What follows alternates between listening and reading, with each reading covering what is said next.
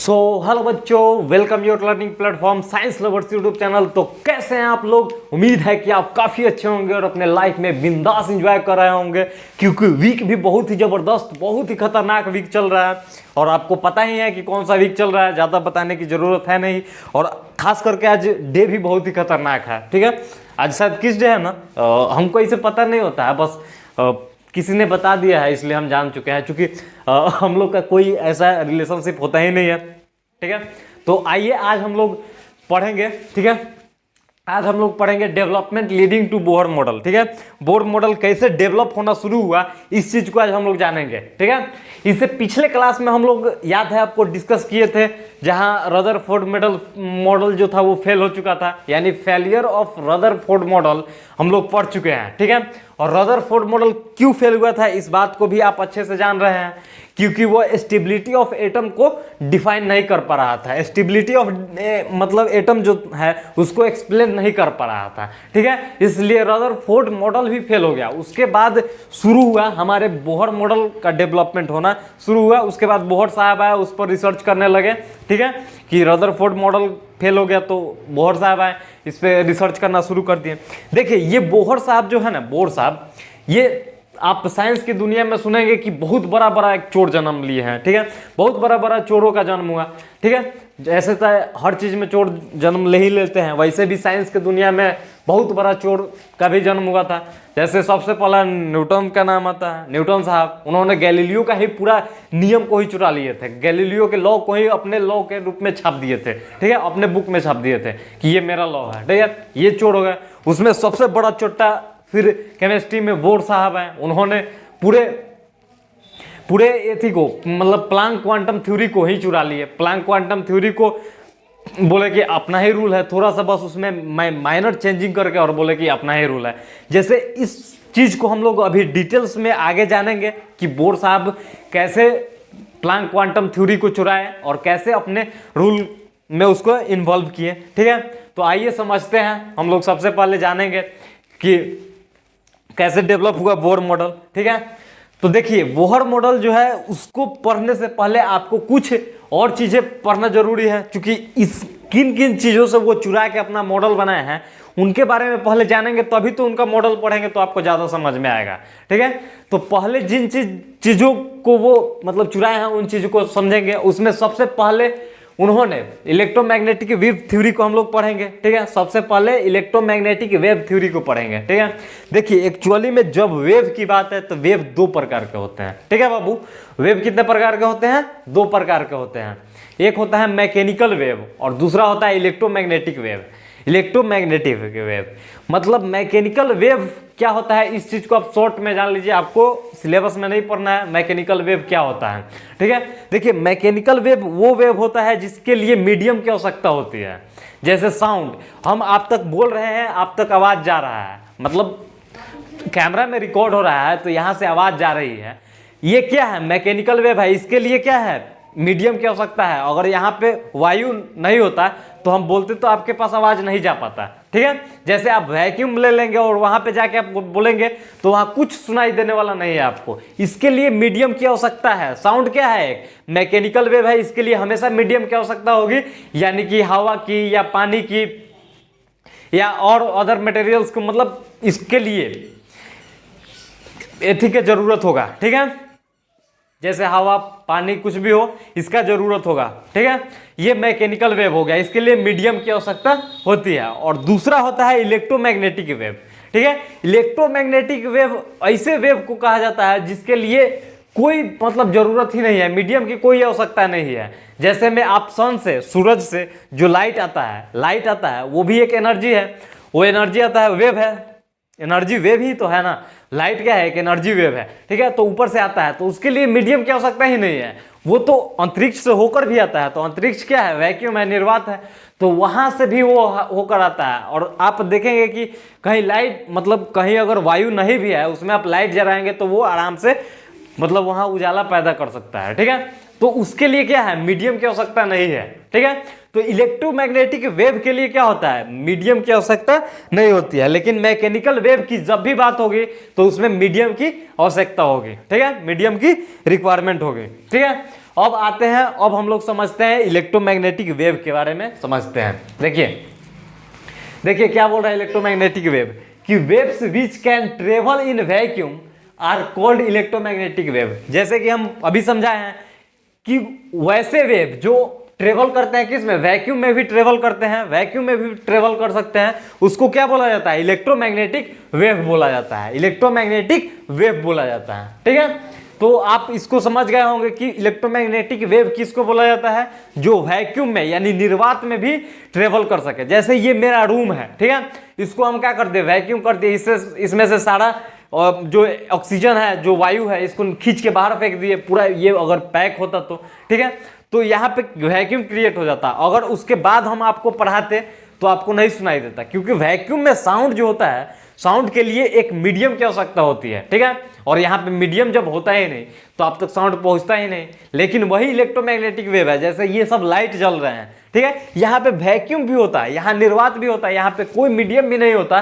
फिर भी ये लाइट अपना प्रकाश पैदा करते हैं, यानी इसके लिए मीडियम की आवश्यकता नहीं है। ठीक है, अब आते हैं उसके प्रॉपर्टीज के बारे में कि इलेक्ट्रोमैग्नेटिक वेव का क्या प्रॉपर्टीज होता है। ठीक है, तो फर्स्ट चीज तो यही चीज है कि they can move in vacuum, मतलब they can travel in vacuum, मतलब ये जो होता है ये वैक्यूम में भी ट्रेवल कर सकता है, इसके लिए कोई मीडियम की आवश्यकता होती ही नहीं है। ठीक है, अब देखिए, अब सेकंड है they travel with speed of light, ये स्पीड ऑफ लाइट के साथ ट्रेवल करता है। इसका जो इस इलेक्ट्रोमैग्नेटिक वेव का जो क्या होता है स्पीड है, वो स्पीड ऑफ लाइट के बराबर है, यानी 3 इंटू 10⁸ मीटर पर सेकेंड स्पीड ऑफ लाइट इतना होता है, और इसके बराबर इलेक्ट्रोमैग्नेटिक वेव ट्रेवल करता है। मतलब उतना ही स्पीड से, जितना स्पीड से लाइट मूव करता है, ट्रेवल करता है, उतना ही स्पीड से क्या करता है, ये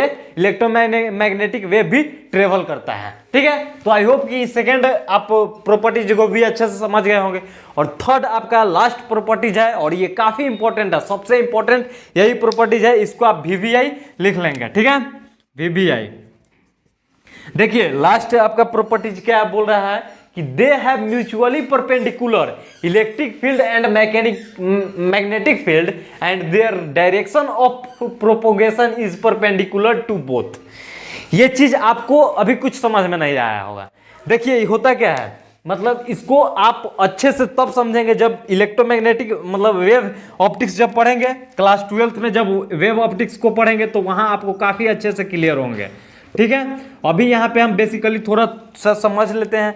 वैसे आपको अभी, क्योंकि अभी तो आप इलेक्ट्रिक फील्ड और मैग्नेटिक फील्ड भी नहीं पढ़े हैं, तो वो भी आपको समझ में नहीं आने वाला है, और आप वेव ऑप्टिक्स भी नहीं पढ़े हैं, तो आप उतना अच्छा से आपको क्लियर भी नहीं होगा। लेकिन यहाँ पे हम लोग समझ लेते हैं, आपको समझ में हमको लगता है कि आपको लगभग यहाँ पे 70 से 80% क्लियर हो जाएगा। जैसे में देखिए क्या बोल रहा है कि they have mutually perpendicular to electric and magnetic field and their direction of propagation is perpendicular to both। Direction of propagation व ऑफ वेव जो है वो क्या होता है, दोनों के परपेंडिकुलर होता है। जैसे देखिए ये हो गया हमारे पास, ठीक है, ये 3 मार्कर है हमारे पास। ठीक है, ये तीनों क्या है, एक दूसरे से परपेंडिकुलर है। ठीक है, ये क्या है, एक दूसरे से परपेंडिकुलर है, आपको दिखाई भी दे रहा होगा कि ये क्या है, एक दूसरे से परपेंडिकुलर है। तो अगर ये देखिए, ये अगर इलेक्ट्रिक फील्ड है, ये मैग्नेटिक फील्ड है, ये अगर इलेक्ट्रिक फील्ड, ये इलेक्ट्रिक फील्ड है और ये मैग्नेटिक फील्ड है। देखिए ये क्या है, एक्स एक्सिस है, ये वाई एक्सिस है, और ये क्या है, जेड एक्सिस है। ये क्या है आपको, जेड एक्सिस है। ठीक है, जेड एक्सिस हो गया, ये एक्स एक्सिस, ये वाई एक्सिस है। तो आप देखेंगे एक चीज यहां पे देखेंगे कि अगर ये क्या है, अगर ये क्या है, ये मैग्नेटिक फील्ड है, ये क्या है, मैग्नेटिक फील्ड है, और ये क्या है, इलेक्ट्रिक फील्ड है, तो जो डायरेक्शन ऑफ वेव होगा वो क्या होगा, एक्स के डायरेक्शन में होगा, ये इस डायरेक्शन में होगा। वेव के डायरेक्शन जो होगा वो एक्स डायरेक्शन में होगा। आप जैसे आप फ्लेमिंग का राइट हैंड रूल मतलब हैंड रूल जब पढ़ेंगे तो उसमें भी आप समझ जाएंगे कि ये अगर मैग्नेटिक फील्ड है और ये इलेक्ट्रिक फील्ड है तो डायरेक्शन मतलब ये अगर मैग्नेटिक फील्ड है और ये इलेक्ट्रिक फील्ड है तो direction of propagation of wave क्या होगा, एक्स डायरेक्शन में होगा। ठीक है, तो उम्मीद है कि आपको कुछ यहाँ से चीजें क्लियर हुई होंगी। ठीक है, अब यहाँ से हम आपको बोर्ड पे अब हम लोग समझते हैं कि ये कहना क्या चाह रहा है। ठीक है, तो आइए देखते हैं। जैसे में देखिए यहाँ पे हम लोग यहाँ तो हम लोग के पास बोर्ड है, तो बोर्ड तो 2D है, इस पे 3D हम लोग फिगर तो बना नहीं सकते हैं। जैसे आप ही हम मार्कर को बना के दिखाएं वैसे यहाँ पे फिगर बन रहा है। आप ध्यान से देखेंगे तो ये क्या है, ये एक्स एक्सिस है, ये क्या है वाई एक्सिस है, ये एक्स और ये वाई है, और ये क्या है जेड एक्सिस है। जेड एक्सिस जो है वो अंदर की ओर है, अंदर की ओर है, मतलब तीनों के बीच क्या है 90 डिग्री का एंगल बन रहा है। तीनों के बीच क्या बन रहा है 90 डिग्री का एंगल बन रहा है, यानी तीनों एक दूसरे से क्या है म्यूचुअली परपेंडिकुलर है। ठीक है, क्या है म्यूचुअली परपेंडिकुलर है। तो आइए अब इसको हम लोग समझते हैं। जैसे देखिए ये बोल कह रहा है कि जैसे ये इलेक्ट्रिक फील्ड है, तो इलेक्ट्रिक फील्ड जो है वाई के डायरेक्शन में मूव करेगा। जैसे ये आपका इलेक्ट्रिक फील्ड है, ठीक है,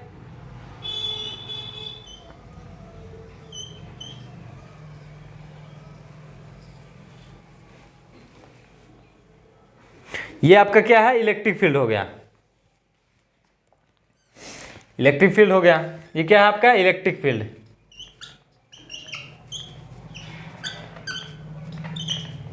इलेक्ट्रिक फील्ड हो गया।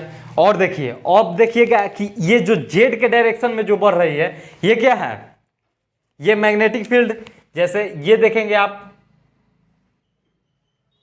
ये जेड के डायरेक्शन में मूव कर रही है, ये जेड के डायरेक्शन में जो मूव कर रही है ये क्या है मैग्नेटिक फील्ड है। मैग्नेटिक फील्ड है जेड की डायरेक्शन में। देखिए ये क्या है जेड एक्सिस है, और जेड एक्सिस के अलोंग, जेड एक्सिस के अलोंग क्या कर रही है मूव कर रही है, जेड एक्सिस के अलोंग ट्रेवल कर रही है। तो ये क्या हुआ आपका, ये क्या है मैग्नेटिक फील्ड है, मैग्नेटिक फील्ड हो गया आपका। तो देखिए अब direction of propagation of wave, wave जो क्या होगा वो किस डायरेक्शन में मूव करेगा, वो करेगा एक्स डायरेक्शन में ट्रेवल करेगा। वेव डायरेक्शन ऑफ वेव किस में मूव करेगा, वो आपका करेगा एक्स के डायरेक्शन में। इधर ये जो एक्स डायरेक्शन है, एक्स एक्सिस है, इसके डायरेक्शन में वेव क्या करेगा मूव करेगा। ठीक है, वेव क्या करेगा मूव करेगा। तो आई होप कि आपको थर्ड पॉइंट कुछ क्लियर हुआ होगा यहाँ से। ठीक है, और अगर आपको क्लियर नहीं हुआ है तो आप घबराएंगे नहीं, ये चीज़ें जब आप वेव ऑप्टिक्स पढ़ेंगे तो वहाँ आपको बहुत ही अच्छे तरीके से क्लियर हो जाएंगे, क्योंकि वहाँ पे आप इलेक्ट्रिक फील्ड और मैग्नेटिक फील्ड भी पढ़ चुके होंगे, क्योंकि क्लास 12th के फिजिक्स में इलेक्ट्रिक फील्ड और मैग्नेटिक फील्ड पढ़ लेंगे। फिर ऑप्टिक्स जब पढ़ेंगे, optics ray optics and wave optics जब पढ़ेंगे तो ये चीज़ें क्लियर हो जाएंगी। ठीक है, तो ये हुआ आपकी बातें। अब देखिए अब जो ये है आप यहाँ पे एक ध्यान देंगे कि वेव हमेशा हमेशा एकदम ऐसे ऐसे चलता है। मतलब वेव जो होता है वो कैसे चलता है, ऐसे ऐसे चलता है। जैसे आप देखेंगे, जैसे आप सबसे अच्छा भी डांसर कौन है, मान लो कि नूरा फतेही है। ठीक है, नूरा फतेही वो कितना अच्छा से वेव निकालती है, डांस ऐसे ऐसे करती है, कितना जबरदस्त लगता है ना, है एकदम ऐसा ही, सेम ऐसा ही एकदम वेव निकलती है। यानी नूरा फतेही भी क्या है वेव ऑप्टिक्स अच्छी से पढ़ी है तभी तो वेव छोड़ती है। ठीक है, वेव छोड़ती है। और आपको वेव ऑप्टिक्स समझ में तो अभी नहीं आ रहा है, क्योंकि आप तो उससे भी कम पढ़े लिखे हैं। ठीक है, ये सब मजाक की बात है। ठीक है, वेव जो छोड़ती है वो कैसे छोड़ती है, ऐसे ऐसे। हमको डांस भी करने अच्छा आता है। ठीक है, लेकिन डर लगता है थोड़ा कभी कभी कि कोई वीडियो आके मेरे पापा से ना दिखा दे। ठीक है, तो अब आइए, अब हम लोग वेव के जो प्रॉपर्टीज है उसको जानते हैं। ठीक है, अब हम लोग वेव के बारे में तो समझ चुके हैं, इलेक्ट्रोमैग्नेटिक वेव के बारे में तो समझ चुके हैं। अब वेव के बारे में समझते हैं और उसके प्रॉपर्टीज को हम समझते हैं। ठीक है, देखिए प्रॉपर्टीज ऑफ वेव, आपको हेडिंग लिखा हुआ मिल जाएगा, क्या लिखा है प्रॉपर्टीज ऑफ वेव, यानी वेव का प्रॉपर्टीज। ये किसका प्रॉपर्टीज था, ये था इलेक्ट्रोमैग्नेटिक वेव का प्रॉपर्टीज। हम लोग अब क्या पढ़ेंगे, वेव का प्रॉपर्टीज। तो सबसे पहले हम लोग बात करते हैं इसमें वेवलेंथ की। ठीक है, वेवलेंथ, इसको हिंदी में तरंग दैर्घ्य बोला जाता है। ठीक है, इसको डिनोट किससे किया जाता है, लेमडा से। ठीक है, ये क्या है आपका लेमडा है, लेमडा हो गया। ये क्या है लेमडा, लेमडा है। देखिए अब वेवलेंथ क्या होता है, इस चीज को समझिए। वेवलेंथ क्या बोलता है कि distance between two successive crest और ट्रॉफ, मतलब दो लगातार क्रेस्ट और ट्रॉफ के बीच के डिस्टेंस को क्या बोलते हैं, बीच के डिस्टेंस को बोलते हैं वेवलेंथ। दो सक्सेसिव मतलब लगातार क्रेस्ट और ट्रॉफ, यानी इसको हिंदी में बोला जाता है शीर्ष और गर्त, शीर्ष और गर्त के बीच की दूरी को क्या बोला जाता है, वेवलेंथ बोला जाता है, वेवलेंथ बोला जाता है। तो अब आइए इसको हम लोग समझते हैं कि किसको बोला जाता है। अभी आपको यहाँ पे कुछ समझ में नहीं आया होगा कि क्या होता है। ठीक है, जैसे हम बताए हैं कि जो वेव है वो कैसे मूव करता है, वो ऐसे मूव करता है, जैसे सॉन्ग में आप देखेंगे कि कितना अच्छा से नोरा फतेही वेव निकालती है, एकदम इतना अच्छा से जबरदस्त डांस करती है, ठीक है। तो वेव निकालती है, सेम वैसा ही मूव करता है, ठीक है। जैसे electric AC current alternating current move करता है, ऐसे ऐसे मूव करता है ना, एकदम ऐसे ऐसे ऐसे ऐसे मूव करता है इलेक्ट्रिक करंट, वो alternating current AC current, same वैसा ही मूव ये भी करता है, वेव भी करता है, ठीक है। तो देखिए ये कैसे मूव करता है, जैसे ये देखिए ये ऊपर जाएगा, जितना ऊपर उतना ही नीचे, फिर ऐसे ऐसे ऐसे, ठीक है। ये हो गया आपका, ये जो वेव है ये ऐसे मूव करती है, वेव ऐसे मूव करती है, ठीक है। अब देखिए अब इसमें क्या है कि आप देखिए ये ऊपर वाला जो है ये ऊपर उठा हुआ है, ये क्या है, ऊंच है, मतलब पहाड़ जैसा ऊंचा है कि नहीं। तो ये जो है इसको क्या बोला जाता है, क्रेस्ट बोला जाता है,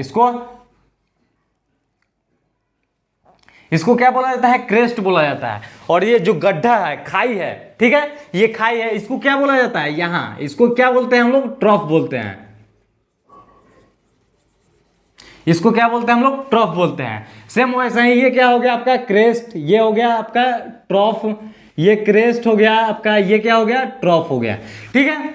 तो देखिए अब बोलने का क्या मकसद है इसका कि लगातार 2 सक्सेसिव क्रेस्ट या लगातार 2 सक्सेसिव ट्रॉफ, मतलब लगातार मतलब क्या होता है, सक्सेसिव मतलब क्या होता है, लगातार, मतलब 2 लगातार क्रेस्ट या 2 लगातार ट्रॉफ के बीच के दूरी को क्या कहते हैं हम लोग, वेवलेंथ कहते हैं। तो देखिए वेवलेंथ किसको कहेंगे, यहां से देखेंगे आप तो ये ले लेंगे, और इसका ये 2 क्रेस्ट है लगातार, ये क्रेस्ट ये क्रेस्ट, ये दोनों क्रेस्ट के बीच की लगातार दूरी जो डिस्टेंस है, इसको क्या बोलते हैं हम लोग, इसको क्या बोला जाता है, इसको बोला जाता है आपका वेवलेंथ बोलते हैं इसको, वेवलेंथ यानी लेमडा इसको बोला जाता है, इसको क्या बोला जाता है, लेमडा बोला जाता है। या 2 सक्सेसिव ट्रॉफ, जैसे ये हो गया ट्रॉफ, इसके बीच के डिस्टेंस को क्या बोलते हैं हम लोग, इसके बीच के डिस्टेंस को वेवलेंथ बोलते हैं ना, वेवलेंथ इसको भी बोल सकते हैं वेवलेंथ, इसको लेमडा हो गया आपका, ये क्या हो गया, लेमडा हो गया।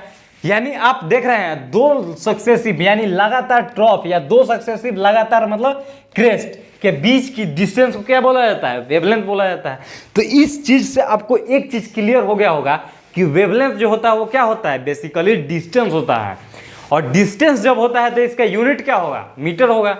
ऑब्वियस बात है कि डिस्टेंस का यूनिट क्या होता है, मीटर होता है, यानी लेमडा क्या है, एक डिस्टेंस है और उसका यूनिट क्या होगा, मीटर होगा। तो वही चीज यहाँ पे लिखा हुआ है कि ऐसा unit of wavelength is metre, और लेंथ का यूनिट क्या होता है, मीटर होता है, लेंथ का यूनिट क्या होता है, मीटर होता है। तो ये आपका हो गया ऐसा यूनिट ऑफ वेवलेंथ, वेवलेंथ का ऐसा यूनिट क्या होता है, मीटर होता है, ठीक है। तो आई होप कि आप फर्स्ट प्रॉपर्टीज को समझ चुके हैं, वेव को समझ चुके होंगे। अब आते हैं हम लोग नेक्स्ट प्रॉपर्टीज पर। सेकंड हम लोग को पढ़ना है वेव नंबर के बारे में, ठीक है। वेव नंबर क्या होता है इस चीज को समझना है। तो सबसे पहले देखेंगे कि वेव नंबर को हम लोग डिनोट किससे करते हैं, न्यू बार से डिनोट करते हैं। किससे डिनोट करते हैं, न्यू बार। ये सिंबल जो है इसको क्या बोलते हैं, न्यू, और ऊपर लगा है रेकरिंग, इसको क्या बोलते हैं, बार, यानी न्यू बार हो गया। देखिए वेव नंबर क्या होता है इस चीज को आप समझिए।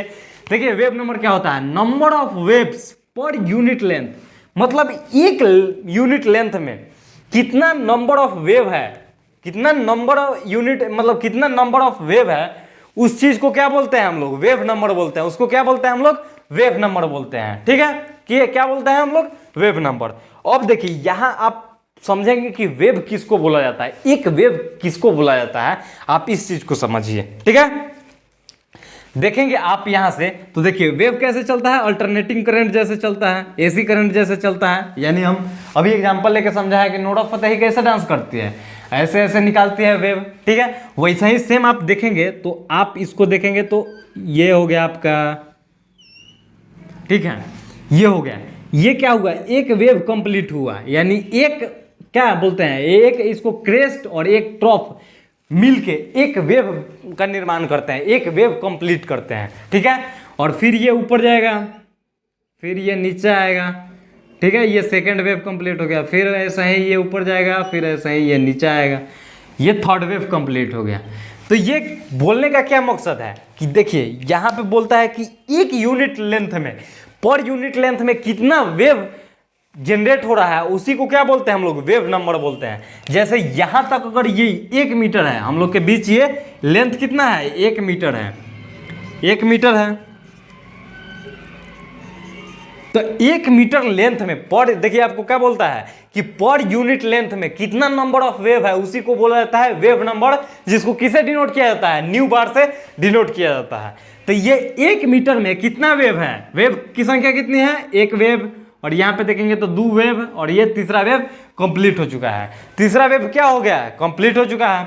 और यहाँ से आप देख सकते हैं कि ये ऊपर भी फिर से जा सकता है, यानी ये कंटिन्यू चलते रहेगा। वेव जो होता है वो कंटिन्यूअस चलते रहता है। तो यहाँ पे देखेंगे कि 1 मीटर में कितना वेव बन रहा है, 1 वेव, 2 वेव और 3 वेव बन रहा है, 3 गो वेव बन रहा है।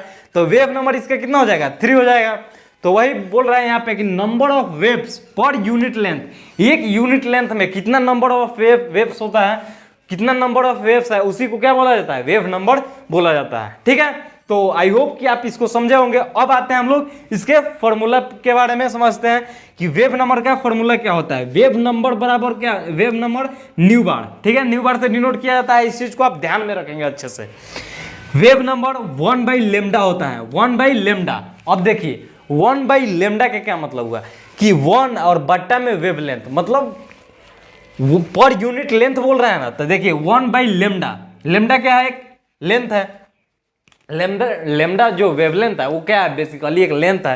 तो 1/λ होता है। वेव नंबर निकालने का फॉर्मूला क्या होता है, वेव नंबर निकालने के लिए 1/λ से हम लोग निकाल लेंगे यहाँ से। अब देखिए, अब यहाँ से आप चीज देखेंगे कि एक और, अगर हम लोग यूनिट की बात करें, वेव नंबर की यूनिट की बात करें तो क्या होगा, ये देखिए ये लेमडा क्या है, बेसिकली लेंथ है। आपको पहले ही बता चुके हैं कि लेमडा क्या है, लेंथ है। लेमडा क्या है, लेंथ है। और जब ये लेमडा है तो इसका यूनिट क्या हो गया, मीटर हो गया। यहाँ पे इसका यूनिट क्या हुआ, मीटर हो गया। ये क्या होगा, मीटर हो गया। लेकिन ये जब मीटर ऊपर जाएगा तो ये क्या हो जाएगा, मीटर इनवर्स हो जाएगा। मीटर इनवर्स यानी वेव नंबर का यूनिट क्या होता है, मीटर इनवर्स होता है। मीटर इनवर्स होता है। यहां तक आपको समझने में कोई दिक्कत नहीं हुआ होगा। अब आते हैं हम लोग नेक्स्ट प्रॉपर्टीज के बारे में बात करते हैं, और बहुत हम लोग इंपॉर्टेंट नोमेरिकल भी है, उसको भी हम लोग कर लेते हैं इसी में। तब तक के लिए आप इसको राइट डाउन कीजिए, ठीक है, वीडियो को पॉज करके राइट डाउन कर लीजिए, ठीक है। और उसके बाद हम लोग मिलते हैं फिर। तो आइए बाबू, अब हम लोग वेव के नेक्स्ट प्रॉपर्टीज को देखते हैं, और अगला आपका प्रॉपर्टीज और फ्रीक्वेंसी है। तो आइए अब इसको हम लोग समझते हैं कि फ्रीक्वेंसी क्या होता है और फ्रीक्वेंसी हम लोग किसे कहते हैं, ठीक है। तो आइए हम लोग देखते हैं फ्रीक्वेंसी क्या होता है। देखिए फ्रीक्वेंसी को हम लोग न्यू से डिनोट करते हैं, ठीक है। ये जो है ये सिंबल को क्या बोलते हैं, न्यू बोला जाता है। इसको क्या बोलते हैं हम लोग, न्यू। इसको आप यहाँ पे हिंदी में लिख लेंगे ताकि आपको बाद में दिक्कत नहीं होगा। इसे न्यू बोला जाता है फ्रीक्वेंसी को। देखिए फ्रीक्वेंसी किसको, देखिए फ्रीक्वेंसी का बेसिकली मतलब होता है कि पर यूनिट, मतलब पर सेकंड में कोई काम कितनी बार हो रहा है उसी को फ्रीक्वेंसी बोला जाता है। एकदम सिंपल भाषा में समझिए कि 1 सेकेंड में कोई काम कितनी बार हो रहा है उसी को क्या बोला जाता है, फ्रीक्वेंसी बोला जाता है, ठीक है। देखिए क्या बोल रहा है कि number of times wave travels through 1 point पर सेकेंड, मतलब 1 सेकेंड में वेव 1 पॉइंट से कितनी बार ट्रेवल करता है उसी को क्या बोला जाता है, उसी को क्या बोलते हैं हम लोग, उसी को फ्रीक्वेंसी बोलते हैं। इसको आप इस तरह से समझ सकते हैं, जैसे में आप मान लीजिए कि एक पेंडुलम ले लिए, ठीक है। एक क्या ले लिए, पेंडुलम ले लिए। यहां से एक पेंडुलम ले लिए, घड़ी में पेंडुलम लगा होता है आपको पता है, ठीक है। पेंडुलम ले लिए। अब ये पेंडुलम इधर मूव करेगा, फिर ये इधर मूव करेगा, क्योंकि हिलते रहता है, इधर से इधर जाते रहता है, ठीक है, ठीक है। अब आप यहाँ पे क्या किए, एक यहाँ पे एक डंटा लेके बैठ गए, डंटा लेके, और ये जो पेंडुलम है ये इधर से इधर आएगा, यहाँ डंडा से टकराएगा, फिर इधर जाएगा, फिर इधर से इधर आएगा, फिर यहाँ पे टकराएगा, फिर इधर जाएगा, फिर यहाँ से इधर आएगा, तो फिर टकराएगा। तो यहाँ इस पॉइंट पे 1 सेकेंड में कितनी बार पेंडुलम टक्कर मार रही है, इसी को क्या बोलते हैं हम लोग, फ्रीक्वेंसी बोलते हैं। एकदम आसान लैंग्वेज में आपको समझा रहे हैं, बहुत ही आसान है, इससे आसानी से आपको कोई नहीं समझाएगा, ठीक है। ये क्या है आपका, जैसे पेंडुलम, जैसे आप बचपन में आप झूला झूले होंगे, एक रस्सी, जैसे एक पेड़ होता था उसमें एक रस्सी बांध के बीच में, मतलब क्या बोलते, एक डंटा को बांध देते थे और इसमें बैठ के झूला झूलते थे। तो ये इधर जाता था, फिर इधर आता था, फिर इधर जाता था, फिर इधर आता था। ये चीज़ तो आपको पता है। तो वही बात है कि सेंटर में 1 सेकेंड में आप इधर जाते थे, फिर इधर आते थे। कितनी टाइम्स हो रहा था, इसी को क्या बोला जाता है, फ्रीक्वेंसी बोला जाता है। ठीक है, फ्रीक्वेंसी बोला जाता है। अब देखिए फ्रीक्वेंसी का फॉर्मूला क्या होता है, फ्रीक्वेंसी न्यू बराबर होता है 1/अपॉन टाइम पीरियड होता है, 1/टाइम पीरियड, 1/टाइम पीरियड। ठीक है, 1/टाइम पीरियड।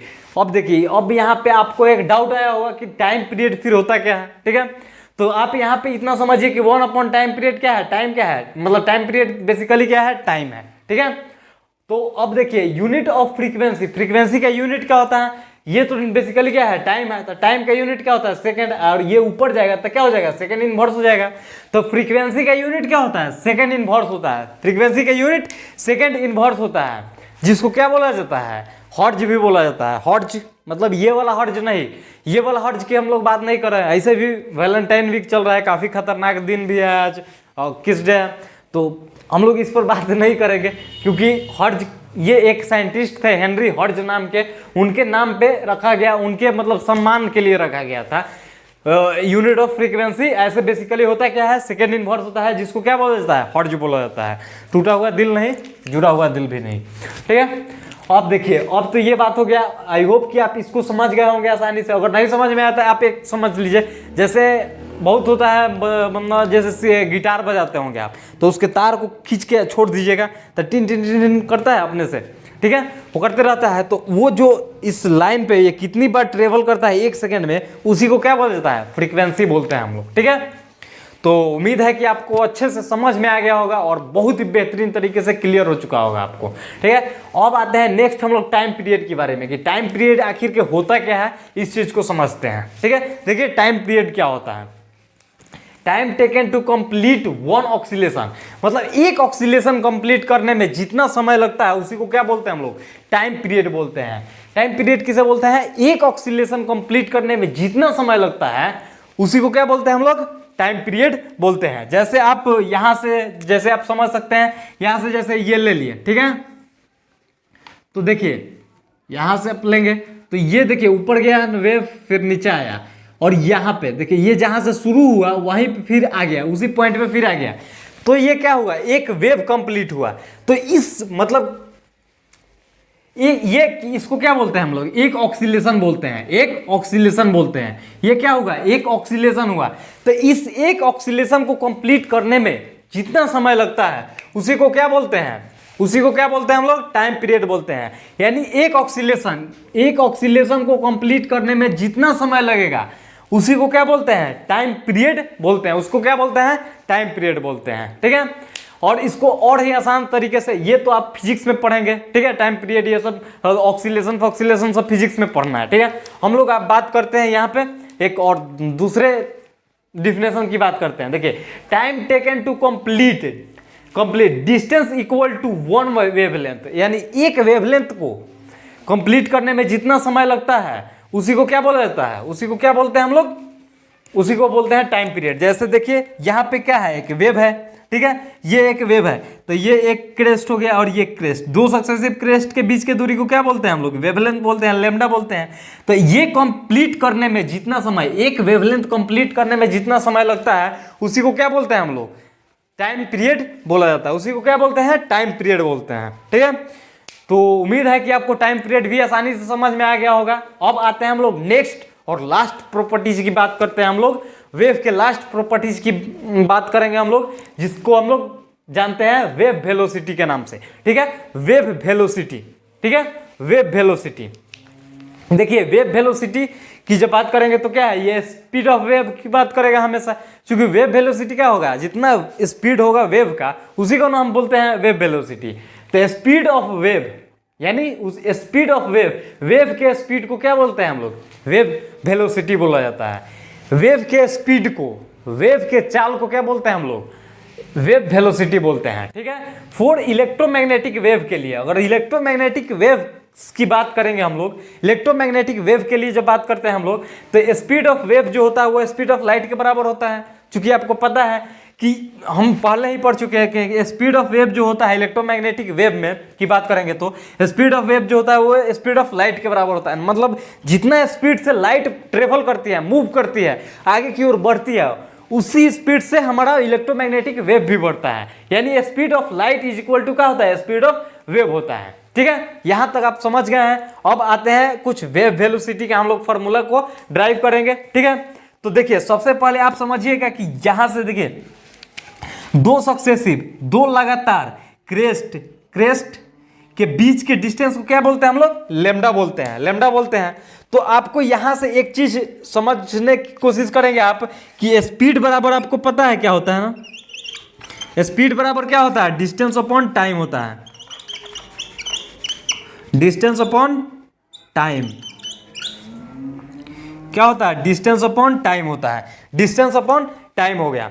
ठीक है, अब देखिए अब यहां पे बात करेंगे हम लोग स्पीड की। तो स्पीड किसका बात करेगा, हमेशा स्पीड ऑफ लाइट यानी speed of wave, speed of wave is equal to speed of light होता है। तो स्पीड हमेशा वो लाइट के स्पीड को हम लोग किससे डिनोट करते हैं, यहाँ पे आप देखेंगे सी से डिनोट किया जाता है। तो ये सी हो गया आपका सी, और डिस्टेंस क्या है, वेवलेंथ है आपका, दो लगातार सक्सेसिव मतलब क्रेस्ट के बीच के डिस्टेंस को क्या बोलते हैं, वेवलेंथ बोलते हैं। तो डिस्टेंस वेवलेंथ जो होता है बेसिकली क्या होता है, डिस्टेंस होता है। तो डिस्टेंस क्या हो गया आपका, लेमडा हो गया। ठीक है, वेवलेंथ। और टाइम क्या होता है, टाइम पीरियड होता है बेसिकली, तो ये टी हो गया, ये क्या हो गया, टी हो गया। तो ये आपका एक फॉर्मूला हो गया। अब देखिए यहां से आप सी बराबर लेमडा अपॉन टी भी फॉर्मूला यूज कर सकते हैं, आपको जहां यूज करने के लिए जरूरत पड़ेगा तो ये कर सकते हैं। और यहां पे अगर बात करेंगे हम लोग तो आपको पता है कि यहां से सी बराबर हो जाएगा लेमडा बराबर क्या होता है, आपको पता है यहां से कि लेमडा इनटू इसको हम लोग क्या लिख सकते हैं, 1/t लिख सकते हैं, 1/t इसको लिख सकते हैं आराम से, 1/t लिख सकते हैं। 1/t जब लिख देंगे तो ये क्या हो जाएगा, सी बराबर, अब देखिए ये तो लेमडा है आपका, और आपको पता है कि 1/टाइम पीरियड, 1/टाइम पीरियड किसको डिनोट करता है, 1/टाइम पीरियड फ्रीक्वेंसी को डिनोट करता है। देखिए 1/टाइम पीरियड यानी फ्रीक्वेंसी न्यू, तो ये क्या हो जाएगा, लेमडा इंटू न्यू। ये फॉर्मूला ये काफी इंपॉर्टेंट है आपके लिए, आपके एग्जाम पॉइंट ऑफ व्यू से भी, आपके ऑब्जेक्टिव में पूछा जाएगा, और इस पर बेसिस न्यूमेरिकल भी बहुत पूछे जाएंगे आपके जेईई नीट के एग्जाम्स में। तो आप इस फॉर्मूला को कभी भूलेंगे नहीं, और इसमें आप लिख लेंगे कि ये जो है ये सी है, ये क्या है, स्पीड ऑफ लाइट है, स्पीड ऑफ लाइट। ठीक है, ये लेमडा क्या है आपका, वेवलेंथ है, लेमडा क्या है, वेवलेंथ है, और न्यू क्या है, न्यू क्या है, फ्रीक्वेंसी है, न्यू क्या है, फ्रीक्वेंसी है। तो ये चीज को आप समझ गए होंगे। अब आते हैं हम एक दो न्यूमेरिकल है जिसको हम लोग कर लेंगे, काफी इंपॉर्टेंट है आपके पॉइंट ऑफ व्यू से। ठीक है, लेकिन आप यहां से देखिए ये तो फॉर्मूला निकल गया, लेकिन इस पर आधारित हम लोग और सारे फॉर्मूला को ड्राइव कर सकते हैं। ठीक है, आप अपने से भी ड्राइव कर सकते हैं, लेकिन हम आपको ड्राइव करके एक दो सिखा देते हैं कि कैसे ड्राइव किया जाता है। जैसे आप यहां से ये क्या है फॉर्मूला आपका, सी बराबर न्यू लेमडा है ना, ये न्यू इंटू लेमडा है, सी बराबर न्यू लेमडा। लेकिन आपको पता है कि वेव नंबर को किससे डिनोट किया जाता है, न्यू बार से। ठीक है, वेव नंबर को न्यू बार से डिनोट किया जाता है, तो न्यू बार बराबर क्या हो जाए, 1/लेमडा होता है, 1/वेवलेंथ, 1/वेवलेंथ होता है। ठीक है, ये चीज समझ गए। तो आप यहां से देखेंगे तो लेमडा बराबर क्या लिख सकते हैं, लेमडा बराबर 1/न्यू बार लिख सकते हैं ना, 1/न्यू बार लिख सकते हैं। और जब लेमडा बराबर 1/न्यू बार होता है तो आप यहाँ पे पुट कर सकते हैं, लेमडा का वैल्यू पुट कर सकते हैं। लेमडा का वैल्यू जब पुट करेंगे तो ये क्या हो जाएगा, न्यू बराबर क्या हो जाएगा, सी इंटू न्यू बार हो जाएगा, सी इंटू न्यू बार हो जाएगा, सी इंटू न्यू बार हो जाएगा, सी इंटू क्या हो जाएगा, न्यू बार हो जाएगा। यहां तक आपको समझने में कोई दिक्कत नहीं होगा। देखिए क्योंकि आप यहां से देखिए न्यू बार बराबर क्या होता है, 1/लेमडा हो गया। ठीक है, और यहां से अगर बात करेंगे लेमडा यहां से चल जाएगा तो 1/न्यू बार हो जाएगा। अब देखिए यहां से अगर हम लोग लेमडा के जगह पर इसमें पुट कर देंगे, यहाँ पे लेमडा के जगह पुट कर देंगे हम लोग, क्या पुट कर देंगे, लेमडा बराबर 1/न्यू बार होता है ना, लेमडा बराबर 1/न्यू बार होता है। ठीक है, तो 1/न्यू बार, तो यहाँ लेमडा के जगह पे अगर पुट करेंगे हम लोग तो क्या आ जाएगा, सी न्यू बार आ जाएगा कि नहीं, सी इंटू न्यू बार आ जाएगा। ठीक है, तो इस चीज को आप समझ लीजिए। और ये क्या है, वेव नंबर है, न्यू बार क्या है, वेव नंबर, वेव नंबर। ठीक है, तो आई होप कि इसको समझ गए होंगे। अब आते हैं हम लोग क्वेश्चंस पे। ठीक है, देखिए ये क्वेश्चंस काफी आसान होते हैं। ठीक है, इस प्रकार के क्वेश्चन, इस टॉपिक पे क्वेश्चंस बहुत ही आसान पूछते हैं, बस फॉर्मूला ओरिएंटेड होता है, फॉर्मूला बेस्ड क्वेश्चन होते हैं, ठीक है। तो देखिए अगला हम लोग को क्वेश्चन क्या बोल रहे हैं कि calculate new and new bar of radiation of wavelength 500 metre. Wavelength कितना दिया हुआ है, 500 मीटर दिया हुआ है। आपको बोल क्या रहा है, फ्रीक्वेंसी और वेव नंबर निकालने के लिए बोल रहा है। तो आइए हम लोग इसको देखिए कैसे सॉल्व करते हैं, इस चीज को समझते हैं, ठीक है। आप देखेंगे पहले वेव नंबर बराबर क्या होता है, 1/λ होता है। इस चीज को तो आप पहले से ही जानते हैं, और ठीक है। तो और यहाँ पे लेमडा का मान आपको कितना दिया हुआ है, 500 मीटर दिया हुआ है, तो 1/500 हो गया, ठीक है। यहाँ पे पुट करेंगे, और 1/500 को क्या लिख सकते हैं, 5 × 10⁻², लिख सकते हैं। पावर के फॉर्म में आपको लिखने के लिए हम सिखा चुके हैं, ठीक है। जब बेसिक्स पढ़ा रहे थे उसी टाइम सिखाए थे कि आप कैसे लिख सकते हैं इसको, ठीक है। तो 5 × 10⁻² लिख सकते हैं इसको। अब जब हम लोग देखेंगे तो आप देखेंगे यहाँ से अगर बात करेंगे हम लोग न्यू बार के लिए, तो देखेंगे कि ये कितना हो जाएगा, ये हो जाएगा आपका 1/5 × 10⁻² मीटर। सब मीटर में है आपका, किस में है, मीटर में है, किस में है, मीटर में है, मीटर में है, ये मीटर में है। इतना हो गया आपका, ठीक है। अब इसको जब आप तोड़ेंगे तो ये कितना हो जाएगा, जब भाग देंगे तो 1/5 को जब डिवाइड करेंगे तो कितना आ जाएगा, 0. और यहाँ पे 10 जाएगा तो 5 दूना 10, 2 × 10⁻²। और ये जब मीटर जाएगा ऊपर तो ये क्या हो जाएगा, मीटर इन्वर्स हो जाएगा। ये क्या हो जाएगा, मीटर इन्वर्स हो जाएगा। क्या होगा, मीटर इन्वर्स हो जाएगा। तो आप जब देखेंगे तो 2 जब इसको हम लोग साइंटिफिक नंबर में लिखेंगे तो ये कितना हो जाएगा, 2 × 10⁻³ मीटर इन्वर्स। ये आपका क्या निकल के आया, ये आपके निकल के आया न्यू बार निकल के आया। ये आपका एक आंसर हो गया, ठीक है। ये क्या आया, न्यू बार निकल के आया, यानी वेव नंबर निकल गया, ठीक है। वेव नंबर निकल लिया हम लोग। अब हम लोग को क्या निकालना है, फ्रीक्वेंसी निकालना है, न्यू निकालना है। तो इसके लिए हम लोग फॉर्मूला यहाँ से देखेंगे, और सी बराबर क्या है, न्यू लेमडा होता है। तो लेमडा मतलब हमको क्या निकालना है, लेमडा × न्यू। तो इस फॉर्मूला को हम लोग यूज करेंगे, ठीक है। इस फॉर्मूला को जब यूज करेंगे तो सी बराबर क्या होता है, न्यू लेमडा होता है, न्यू लेमडा होता है। तो न्यू बराबर क्या हो जाएगा, न्यू बराबर हो जाएगा c/λ हो जाएगा। ये चीज आप तो जान ही रहे हैं। यहाँ से जब न्यू बराबर क्या हो जाएगा, c, या बट्टा में ये लेमडा चल जाएगा, c बराबर न्यू लेमडा होता है, ठीक है। तो ये हो गया आपका। तो अब देखेंगे तो c का जब मान पुट करेंगे हम लोग, c का मान, c क्या है, स्पीड ऑफ लाइट है। c क्या है, स्पीड ऑफ लाइट है। तो स्पीड ऑफ लाइट कितना होता है, 3 × 10⁸ मीटर पर सेकेंड, ठीक है। और लेमडा आपका कितना दिया हुआ है, लेमडा कितना दिया हुआ है आपका, लेमडा दिया हुआ है 500 मीटर दिया हुआ है। यानी आप जब तोड़ेंगे तो यहाँ पे तोड़ के कितना आया था, 2 × 10⁻³ एक सेकेंड, लेमडा कितना दिया हुआ है, 500 मीटर दिया हुआ है ना, लेमडा कितना दिया हुआ है, 500 मीटर। हाँ, तो 5 × 10⁻² होता है। 500 मीटर को हम लोग 5 × 10⁻² लिख सकते हैं, ठीक है। ये मीटर में हो गया। अब देखिए ये जब सॉल्व इसको करेंगे तो ये क्या, किस में आ जाएगा, किस में आएगा, ये यहाँ से जब हम लोग सॉल्व करेंगे तो कितना आएगा, 0.6 × 10⁻6, ठीक है। और ये 1/सेकेंड बच जाएगा, क्योंकि मीटर से मीटर क्या हो जाएगा, कैंसिल हो जाएगा, मीटर से मीटर क्या हो जाएगा, कैंसिल हो जाएगा, सेकेंड बच जाएगा। तो देखिए जब इसको जब लिखेंगे हम लोग तो 6 × 10⁻, क्या हो जाएगा, जब ये इसको साइंटिफिक नंबर में लिखेंगे तो यहाँ से एक डिसमल यहाँ से हट के और 6 के बाद जाएगा, तो इसमें से पावर क्या होगा, रिड्यूज हो जाएगा, यानी 6 × 10⁵। ये हो जाएगा सेकेंड इनवर्स। सेकेंड इनवर्स को क्या बोलते हैं हम लोग, हर्ट्ज बोलते हैं, तो इसको HZ भी बोल सकते हैं। ये आपका फाइनली आंसर हो गया। क्या निकल गया यहाँ से, न्यू निकल गया, यानी फ्रीक्वेंसी निकल गया, ठीक है। फ्रीक्वेंसी आपका निकल गया।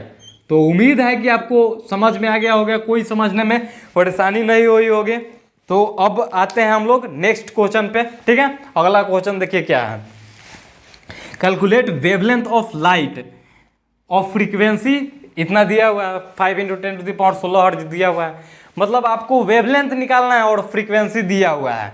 तो कौन फार्मूला डायरेक्ट यूज हो जाएगा, कौन सा फार्मूला यूज होगा, ये वाला फार्मूला यूज कर सकते हैं ना हम लोग।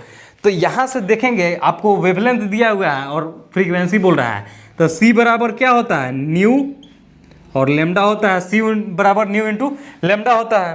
तो यहाँ से आपको निकालना क्या है, वेवलेंथ निकालना है, यानी लेमडा को निकालना है।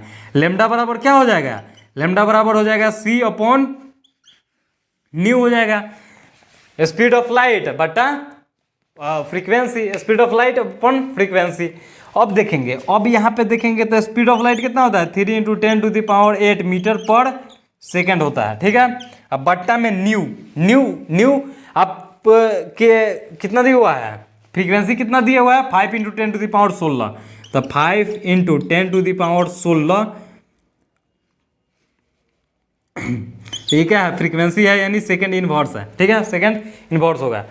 तो ये देखिए सेकंड इनवर्स है, तो ये तो सेकंड से सेकंड क्या हो जाएगा, कट जाएगा, सेकंड से सेकंड क्या हो जाएगा, कैंसिल हो जाएगा, क्योंकि ये सेकंड इनवर्स है, ऊपर जाएगा तो क्या हो जाएगा, सेकंड हो जाएगा, और सेकंड से सेकंड कैंसिल हो जाएगा। अब जब यहाँ से बात करेंगे, यहाँ से सॉल्व करेंगे, तो ये जब कट करेंगे तो 0 पॉइंट कितना जाएगा, 6 है, 6 35, 6 इंटू 10⁻, ये जब जाएगा तो ऊपर में -8 हो जाएगा, क्या हो जाएगा, मीटर। और जब इसको साइंटिफिक नंबर में लिखेंगे तो ये 6 इंटू 10⁻⁹